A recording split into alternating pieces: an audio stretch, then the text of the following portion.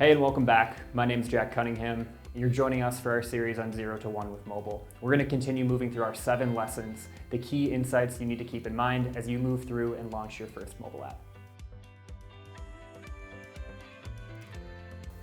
We'll get started here with lesson number 5. Understand the implications of your technology choices. Many times, product managers find themselves being asked to make pivotal technical decisions. Questions like, should it be a native or cross-platform app? Or maybe, it looks like this feature comes for free in this library we found over here. Should we just use that instead? Or even, our vendor has an API for that, so we should just call them directly from the app, right? All of these decisions have the potential to wildly impact your solution down the line. Now, you as a product person, you should not be deferring these questions to the most technical individual in the room. You instead should be focusing on contributing ideas that are future-proof. Now, as we've already talked about and we've discussed, it can be hard to see the future. But we have a few recommendations that can help ensure that you are thinking in a way that has the future in mind. We'll review 3 of those things here. So you ask, how do I ensure that my decisions are future-proof? Well, the first idea is to get to know your platform. The ecosystem you'll operate in is created with development teams in mind. Apple and Google work hard to extend features to development teams to allow them to build strong connections with their users and drive business outcomes. When you're making a foundational technical decision, evaluate if that decision may keep you from tapping into key functionality that's tightly tied to your device. For example, if you're building an augmented reality app that may rely heavily on a camera integration, or maybe you're even hoping to adopt a newly released feature like live activities on iOS, a cross-platform development choice could keep you from exploring the latest and greatest as new operating systems are released. Getting to know your platform is a key task that will help you tackle these decisions early on in your project. Second, you should be focusing on planning for the end.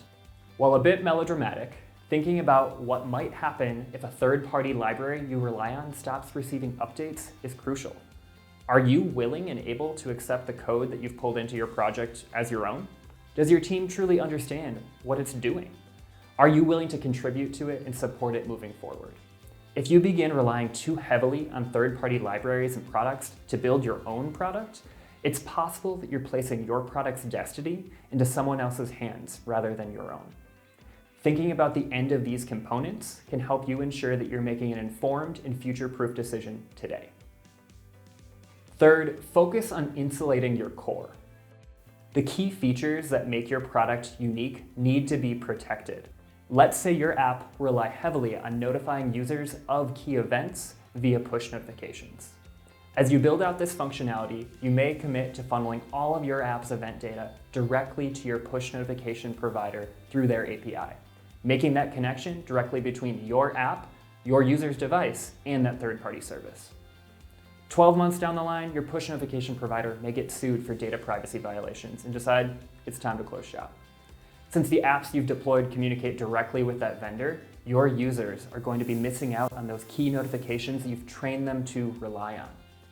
Because you've focused here and realized that your team's unique value proposition is those key push notifications, you can make that choice today to insulate your core and maybe institute a proxy or orchestration layer on your backend. So rather than your user's device communicating directly with your third-party service or provider through their API, they can be better supported by communicating with your backend first and funneling that out to your third party. So in the event that they are no more, you can swap out and swap in a new third party to ensure there's no interruption in those push notifications. These 3 points are great reference items for you as a product owner to come back to the next time you're faced with providing input to a key technical decision early on.